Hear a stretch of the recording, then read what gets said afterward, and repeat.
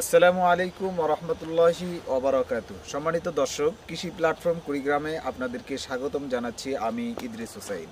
আজকে আমি এই মুহূর্তে রয়েছি আমাদের প্রাণপ্রিয় বড় ভাই সাজু ভাইয়ের কাছে। আমরা ইতিপূর্বে তার লাউয়ের ফলন দেখেছিলাম, কিন্তু কিভাবে লাউয়ের কাটিং করে, কিভাবে লাউয়ের ফলন বৃদ্ধি করা যায় সেই সম্পর্কে আজকে আমরা সরাসরি সাজু ভাইয়ের সাথে আমরা কথা বলবো এবং কিছু পরামর্শ নেব কিভাবে কাটিং করলে, লাউয়ের কাটিং করলে ফলন দ্বিগুণ হয়ে যায়। আমরা চলুন না শুনে আসি সাজু ভাইয়ের কাছ থেকে। তো আমরা আজকে আপনার কাছে আসছি গত কয়েকদিন আগে আপনি যে আমাদেরকে কিছু রিভিউ দিয়েছেন। আপনার লাউয়ের গাছে দেখছিলাম অসংখ্য লাউ পেয়েছেন, হারভেস্ট করেছেন। তো আজকে আমরা জানতে চাই যে আপনি এই লাউয়ের গাছের ফলন বৃদ্ধি করার জন্য যে উপকরণটা তৈরি করেন, কাটিংটা কিভাবে করেন? আলহামদুলিল্লাহ, যে কাটিংটা হলো এই সিস্টেমে করা হয়। এই যে দেখা যায় গাছটা, এখন গাছ থেকে দেখেন 2, 3, 4, 5, 6, 7, 8, 9, 10, 11, 12, এই যে উপরে আসি গেছে 12 পাতা, 2টা ডগা কিন্তু হায়া গেছে অলরেডি।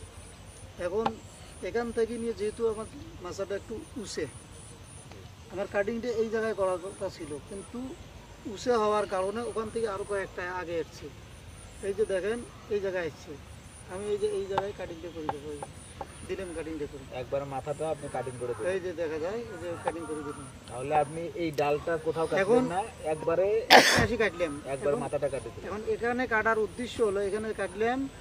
এখন এই যে এটা বাইরে হয়েছে, নতুন যে আরেকটা শাখা বাইরে হয়েছে, এই যে এই পাশে একটা শাখা বাইরে হয়েছে, এই যে একটা শাখা বাইরে হয়েছে, শাখা আবার প্রায় 5-7টা পাতা আছে, এখান থেকে শাখা বাইরে হবে।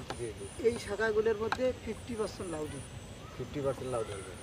আর এই শাখাগুলো কি লম্বা হয়ে এটা এটা যেমন লম্বা হয়ে গেছে, এই শাখাগুলো থেকে ওইভাবে লম্বা হয়ে যাবে। এইরকম লম্বা হয়ে যখন আবার এখান থেকে 10টা থেকে 12টা পাতা আসবে, আবার মাথাটা ফির কাটবে, মানে ওটা আবার আপনি মাথাটা কাটবেন। পাশে তো লাউ ধরে যাচ্ছে, তারপরে ফির কাটিং দেওয়ার পর ওখান থেকে ফির আবার বাইরে আসবে। আপনি যে এখান থেকে কাটলেন, এই মাথাটা কাটলেন, এই মাথাটা কাটার পর এখান থেকে তো আপনার এখন আর এখানে বের হবে না, ওখান থেকে আর বাইরে হবে না, কিন্তু তার পাশ দিয়ে 2টা ব্রাঞ্চ বের হয়ে যাবে। এই যে এখানে যে কাটা যে দাগটা আছে, এখান থেকে 2টা বাইরে হবে, 2টা ব্রাঞ্চ বের হয়ে দুই পাশে যাবে।